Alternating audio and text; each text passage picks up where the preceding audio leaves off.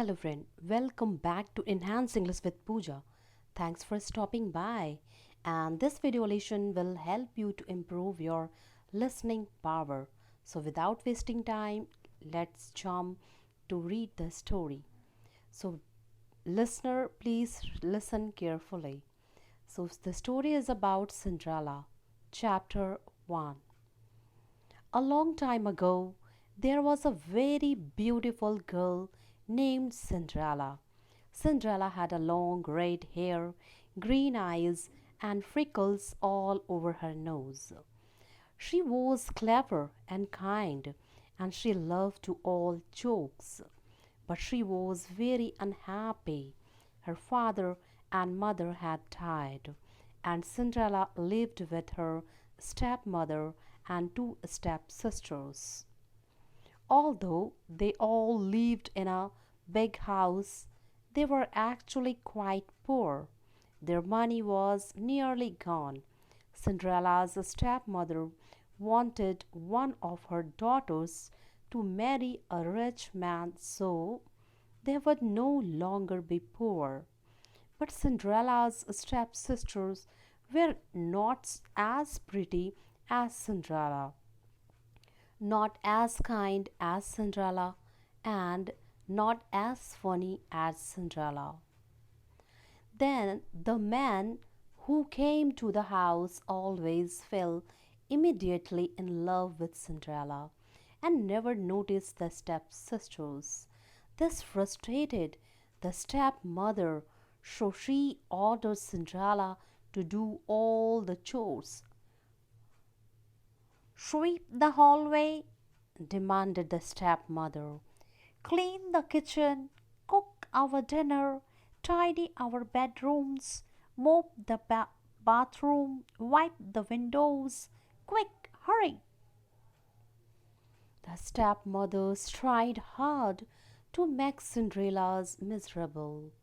The stepsister had beautiful dresses and shoes, but Cinderella's dress was made of old rugs.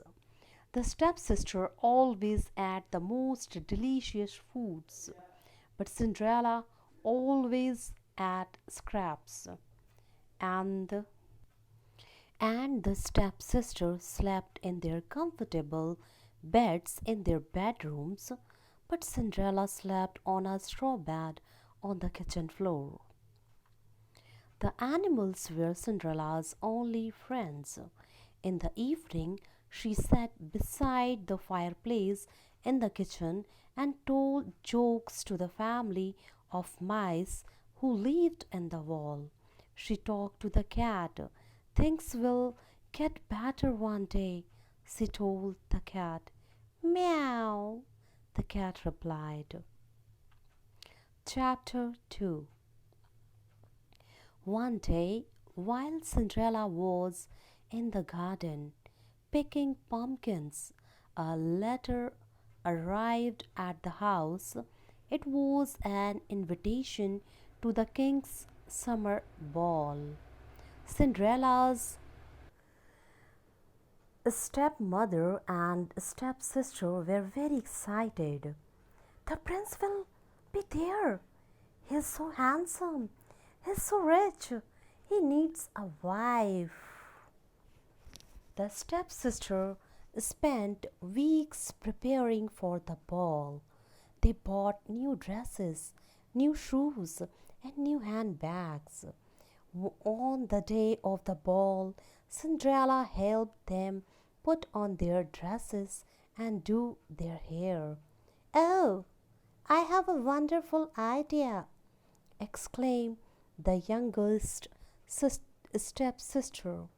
"Cinderella, come to the ball with us. It will be more fun if you are there." "Oh, but you don't have anything to wear," laughed the oldest stepsister. "You can't meet the prince wearing those dirty old clothes. What a shame. Maybe next time." Cinderella tried not to cry. She finished dressing her sisters and then went down to the kitchen She sat beside the fire and sighed. Things will be get better one day, she told the cat. Meow, the cat replied. Just then there was flash of light, and an old woman appeared in a corner of the kitchen. Who who are you? Stammered Cinderella. I am your fairy grandmother, said the old woman.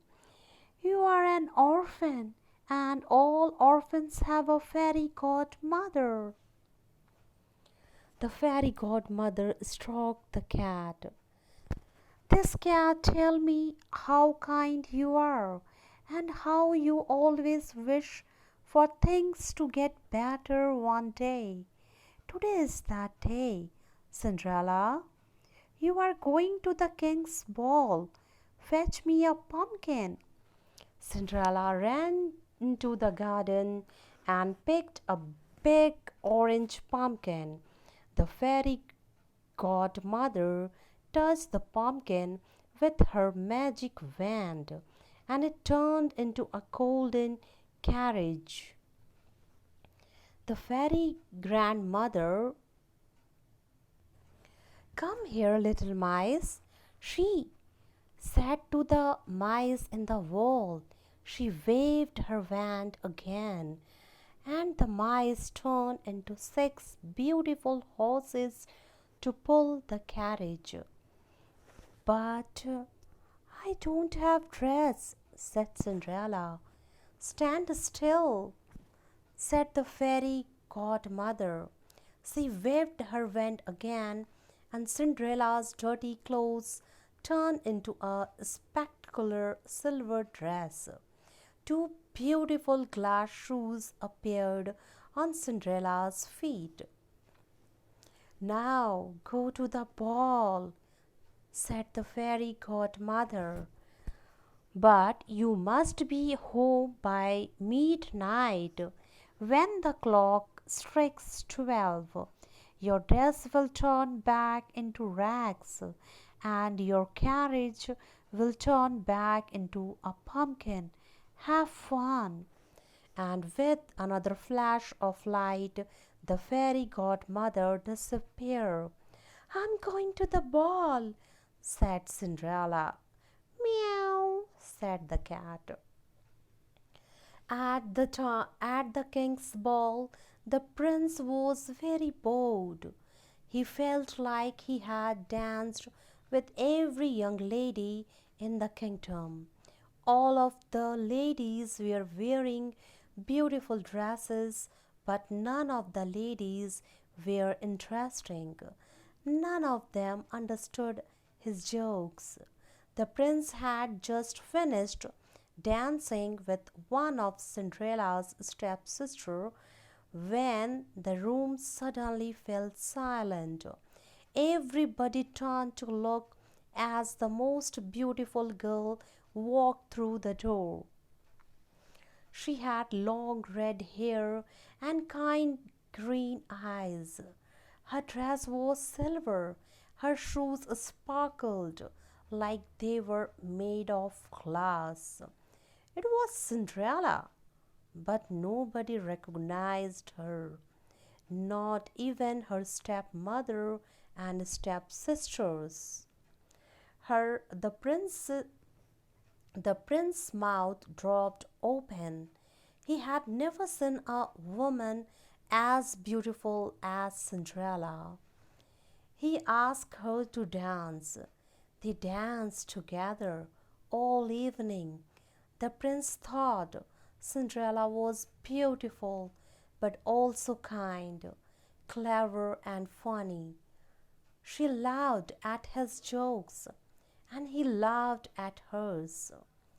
Cinderella was having such a wonderful time that she did not notice that it was so late.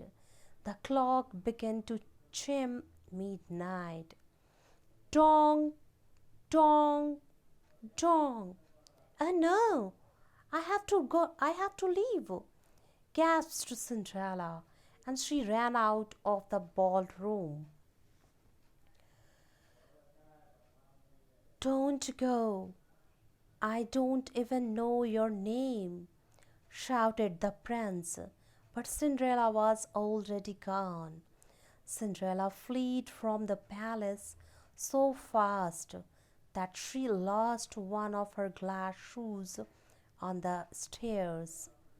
When she got to the bottom of the stairs, dong!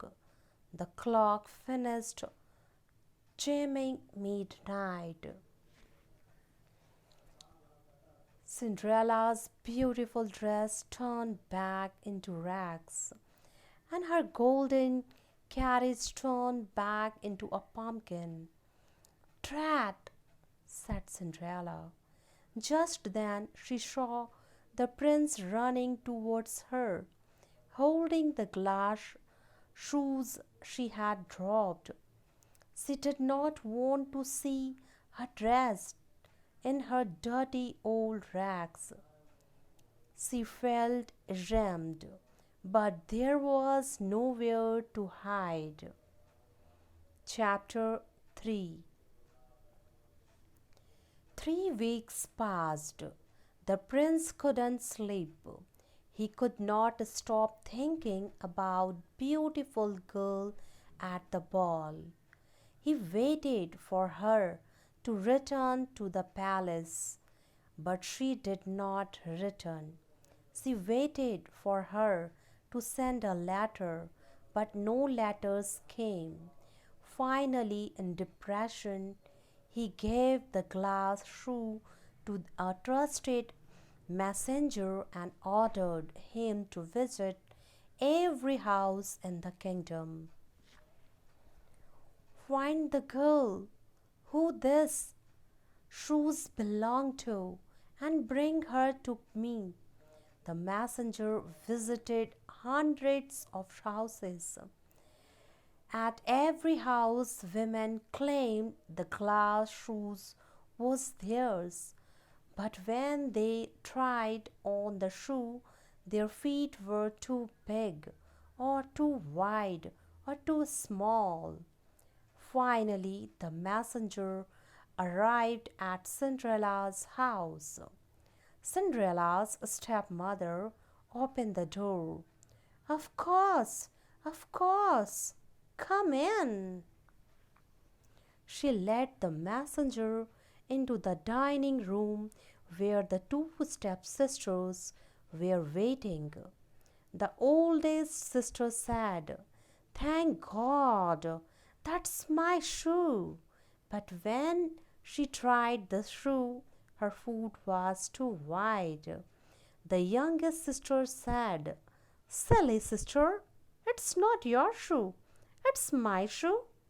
But when she tried the shoe, her foot was too small. The stepmother said, Get out of the way, girls. It's not your shoes, it's my shoes, it's my shoe. And tried the shoe, but her foot was too long.